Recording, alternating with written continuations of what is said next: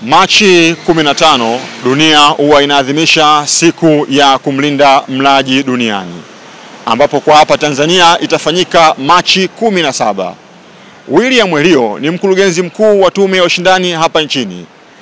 Leo hii amefungua wiki ya kuelekea kumlinda mlaji duniani. Sasa anatuelezea mambo ambayo yatafanywa ndani ya juma hilo. Tutafanya semina kwa wanafunzi wa vyuo vikuu katika maeneo mbalimbali ya nchi yetu. Tutakuwa na kliniki za walaji. Hizi kliniki ndio nilizosema watembelee ofisini, ambapo watakutana na ofisa wetu, watatoa elimu na mambo mbalimbali wanayostahili kuyajua kuhusu haki zao na wajibu wao wakati tunaelekea kwenye kilele cha siku hiyo ya ushindani duniani. Lakini vile vile tutafanya na road shows.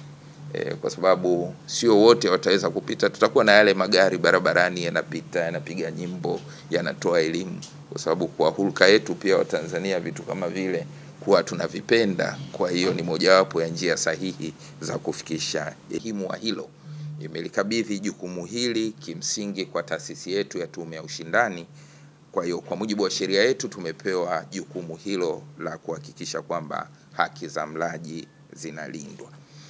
Lakini pamoja na mlaji kuwa na haki, ana wajibu pia. Kwa hiyo tutatumia hii wiki kuwaeleza haki zenu walaji, lakini pia kuambia wajibu wao ni upi katika kuhakikisha kuwa kuna haki. Kwa sababu kama kuna haki ya kupata taarifa, unaisema ipo haki, lakini mlaji yeye ana haki ya kuwa ana wajibu wa kuwa makini na kuuliza kuhusu hizo taarifa ili aweze kuzielewa vyema kuhusu ubora wa bidhaa na huduma anazozipata, namna gani matumizi sahihi ya bidhaa anayonunua anaweza kuwa nayo, lakini na kuzitumia na kutafuta taarifa hizo kabla ya kununua bidhaa ili au kupata huduma.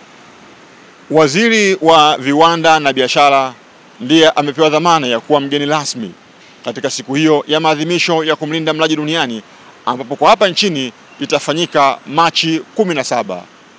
Ambaye atazungumza kuhusiana na mambo haya ya siku ya mlaji duniani, na akatoa pia pengine na position ya serikali katika kulinda walaji. Atazindua pia shughuli ya sisi kupata rasmi cheti cha ubora katika utendaji wetu wa kazi, wanaita. Kwa upande wake Charles Kainkwa, meneja miradi kutoka Foundation for Civil Society, na Margaret Uto, mkurugenzi wa udhibiti wa mienendo ya biashara kutoka Tume ya Ushindani, na wao pia kwa nafasi zao wameelezea juu ya umuhimu wa wiki hiyo ya kumlinda mlaji duniani. Sasa FCS ikiwa kama asasi sio ya kiserikali inashirikiana pamoja na taasisi za serikali ikiwa kama FCC pia kwa ajili ya kufikisha elimu mbalimbali kwa wananchi. Na vile vile tumejipanga kwenda kwenye sehemu ambazo hatujawahi kuzifikia au zimefikika kwa kiasi kidogo. Kutoka hapa makao makuu ya Tume ya Ushindani jijini Dar es Salaam, mimi ni Lisungu David Kambona.